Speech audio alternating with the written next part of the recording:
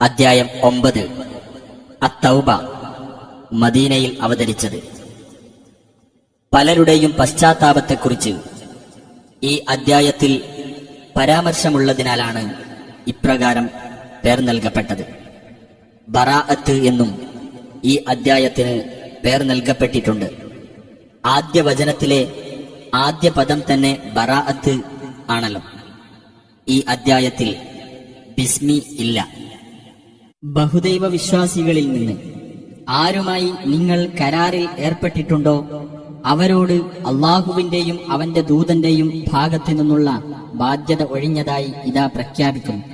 അതിനാൽ ബഹുദൈവ വിശ്വാസികളെ, നിങ്ങൾ 4 മാസക്കാലം ഭൂമിയിൽ യഥേഷ്ടം സഞ്ചരിച്ചുകൊള്ളുക. നിങ്ങൾക്ക് അള്ളാഹുവിനെ തോൽപ്പിക്കാനാവില്ലെന്നും സത്യനിഷേധികൾക്ക് അള്ളാഹു അപമാനം വരുത്തുന്നതാണെന്നും നിങ്ങൾ അറിഞ്ഞിരിക്കുകയും ചെയ്യുക. മഹത്തായ ഹജ്ജിന്റെ ദിവസത്തിൽ മനുഷ്യരോട് പൊതുവായി അള്ളാഹുവിന്റെയും റസൂലിന്റെയും ഭാഗത്തുനിന്ന് ഇതാ അറിയിക്കുകയും ചെയ്യുന്നു. അള്ളാഹുവിനും അവന്റെ ദൂതനും ബഹുദൈവ വിശ്വാസികളോട് യാതൊരു ബാധ്യതയുമില്ലെന്ന്. എന്നാൽ ബഹുദൈവ വിശ്വാസികളെ, നിങ്ങൾ പശ്ചാത്തപിക്കുകയാണെങ്കിൽ അതാണ് നിങ്ങൾക്ക് ഉത്തമം. നിങ്ങൾ പിന്തിരിഞ്ഞു കളയുകയാണെങ്കിൽ നിങ്ങൾക്ക് അള്ളാഹുവെ തോൽപ്പിക്കാനാവില്ലെന്ന് നിങ്ങൾ അറിഞ്ഞിരിക്കുക. നബിയെ, സത്യനിഷേധികൾക്ക് വേദനയേറിയ ശിക്ഷയെപ്പറ്റി നീ സന്തോഷവാർത്ത അറിയിക്കുക.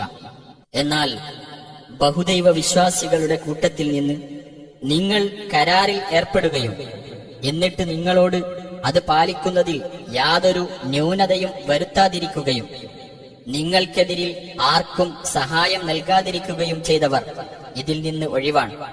അപ്പോൾ അവരോടുള്ള കരാർ അവരുടെ കാലാവധി വരെ നിങ്ങൾ നിറവേറ്റുക. തീർച്ചയായും അള്ളാഹു സൂക്ഷ്മത പാലിക്കുന്നവരെ ഇഷ്ടപ്പെടുന്നു. അങ്ങനെ ആ വിലക്കപ്പെട്ട മാസങ്ങൾ കഴിഞ്ഞാൽ ആ ബഹുദൈവ വിശ്വാസികളെ നിങ്ങൾ കണ്ടെത്തിയിടത്ത് വെച്ച് കൊന്നുകളയുക.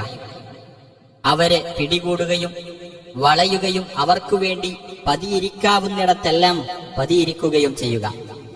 ഇനി അവർ പശ്ചാത്തപിക്കുകയും നമസ്കാരം മുറ പോലെ നിർവഹിക്കുകയും സകാത്ത് നൽകുകയും ചെയ്യുന്ന പക്ഷം നിങ്ങൾ അവരുടെ വഴി ഒഴിവാക്കി കൊടുക്കുക.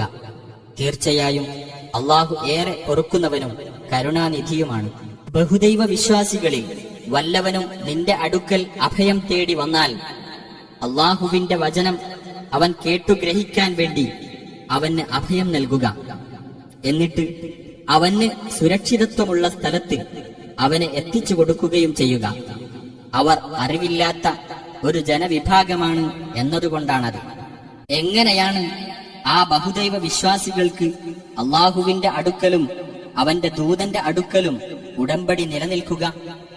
നിങ്ങൾ ആരുമായി മസ്ജിദുൽ ഹറാമിന്റെ അടുത്തുവെച്ച് കരാറിൽ ഏർപ്പെട്ടുവോ അവർക്കല്ലാതെ.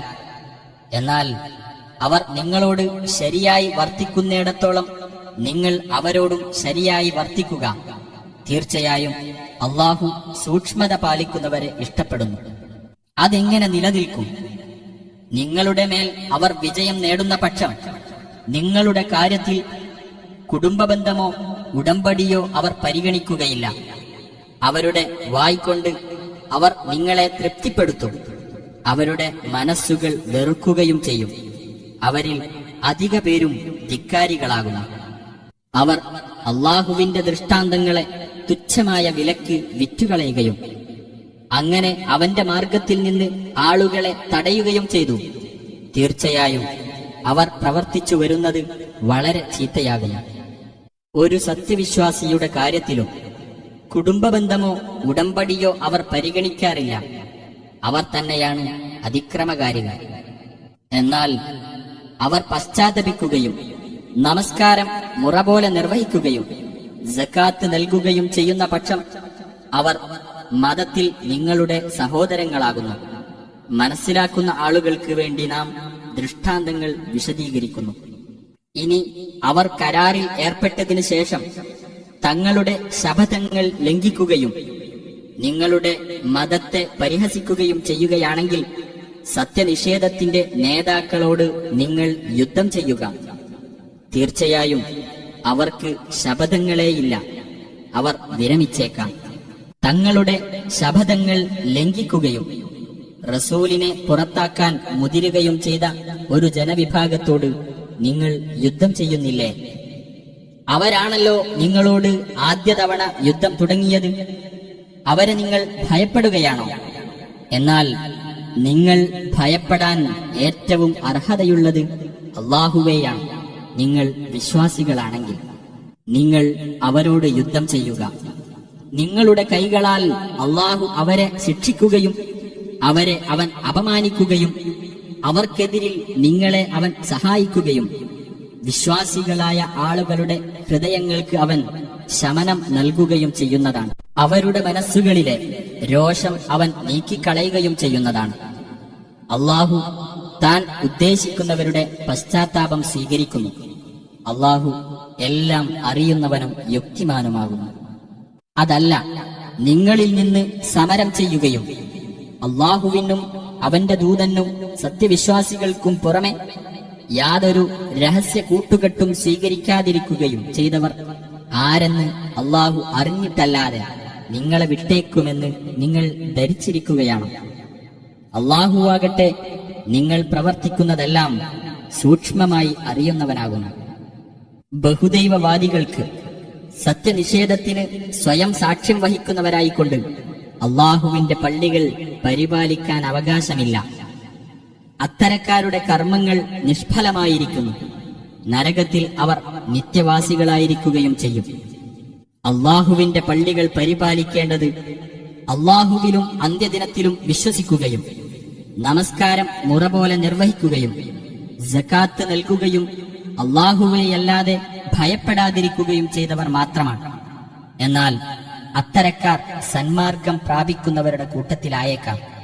തീർത്ഥാടകന് കുടിക്കാൻ കൊടുക്കുന്നതും മസ്ജിദുൽ ഹറാം പരിപാലിക്കുന്നതും അല്ലാഹുവിലും അന്ത്യദിനത്തിലും വിശ്വസിക്കുകയും അല്ലാഹുവിന്റെ മാർഗത്തിൽ സമരം നടത്തുകയും ചെയ്യുന്നവരുടെ പ്രവർത്തനത്തിന് തുല്യമായി നിങ്ങൾ കണക്കാക്കിയിരിക്കയാണോ?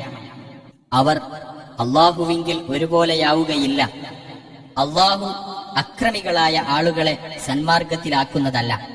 വിശ്വസിക്കുകയും സ്വദേശം വെടിയുകയും തങ്ങളുടെ സ്വത്തുക്കളും ശരീരങ്ങളും കൊണ്ട് അല്ലാഹുവിന്റെ മാർഗത്തിൽ സമരം നടത്തുകയും ചെയ്തവർ അല്ലാഹുവിങ്കിൽ ഏറ്റവും മഹത്തായ പദവിയുള്ളവരാണ്. അവർ തന്നെയാണ് വിജയം പ്രാപിച്ചവർ. അവർക്ക് അവരുടെ രക്ഷിതാവ് അവന്റെ പക്കൽ നിന്നുള്ള കാരുണ്യത്തെയും പ്രീതിയെയും സ്വർഗത്തോപ്പുകളെയും പറ്റി സന്തോഷവാർത്ത അറിയിക്കുന്നു. അവർക്ക് അവിടെ ശാശ്വതമായ സുഖാനുഭവമാണുള്ളത്. അവരതിൽ നിത്യവാസികളായിരിക്കും. തീർച്ചയായും അല്ലാഹുവിന്റെ അടുക്കലാണ് മഹത്തായ പ്രതിഫലമുള്ളത്. സത്യവിശ്വാസികളെ, നിങ്ങളുടെ പിതാക്കളും നിങ്ങളുടെ സഹോദരങ്ങളും സത്യവിശ്വാസത്തെക്കാൾ സത്യനിഷേധത്തെ പ്രിയങ്കരമായി കരുതുകയാണെങ്കിൽ അവരെ നിങ്ങൾ രക്ഷാകർത്താക്കളായി സ്വീകരിക്കരുത്.